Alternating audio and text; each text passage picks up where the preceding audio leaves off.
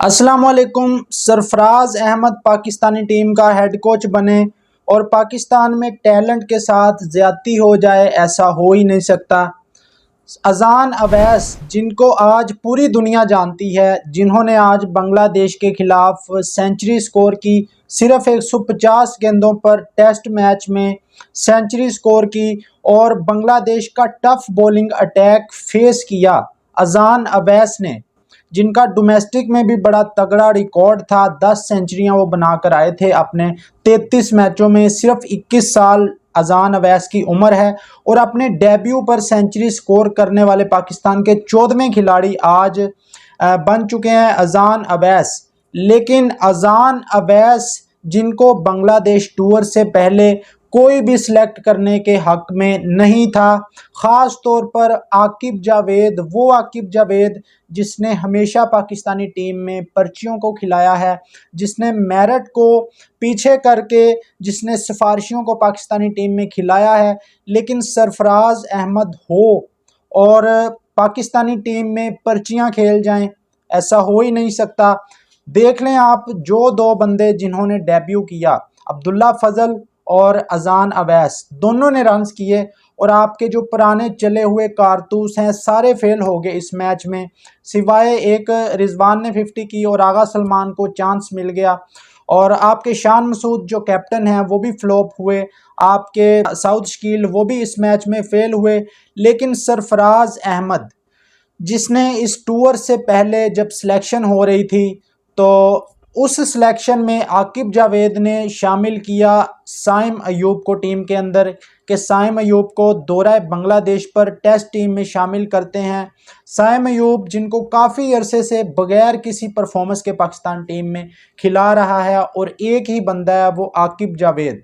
लेकिन सरफराज अहमद डट गए आकिब जावेद के सामने और सरफराज अहमद ने साफ तौर पर बोल दिया कि अगर आपने मुझे पाकिस्तानी टीम की, टेस्ट टीम की आपने कोचिंग दी है, तो ये मैं आपकी जो पर्चियां हैं ये इनका बोझ मैं नहीं उठा सकता।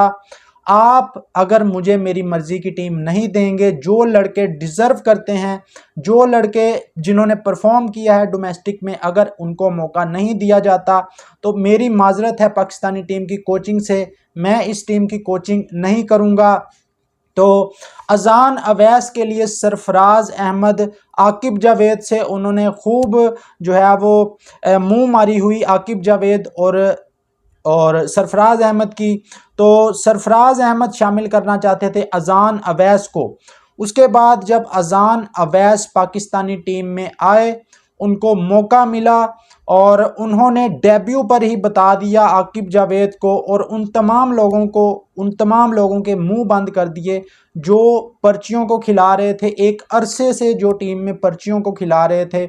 आप साइम अयूब की बात कर लें, आप शादाब खान की बात कर लें, मतलब वर्ल्ड कप आए, कोई बड़ा इवेंट आए, उन पर्चियों को शामिल किया जाता था। लेकिन सरफराज अहमद जैसे ही टीम के हेड कोच बने टेस्ट टीम के, तो उन्होंने मेरिट को प्रमोट किया, उन्होंने परफॉर्मेंस को वैल्यू दी।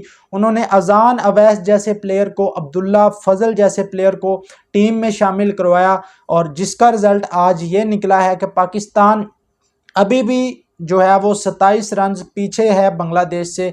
बांग्लादेश के बराबर तो हम नहीं पहुंच सके, लेकिन अजान अवैस अगर सेंचुरी ना मारता तो शायद हम 100-150 की रन्स की जो लीड थी वो आज बांग्लादेश की होती और पाकिस्तान इस मैच में बहुत पीछे होता।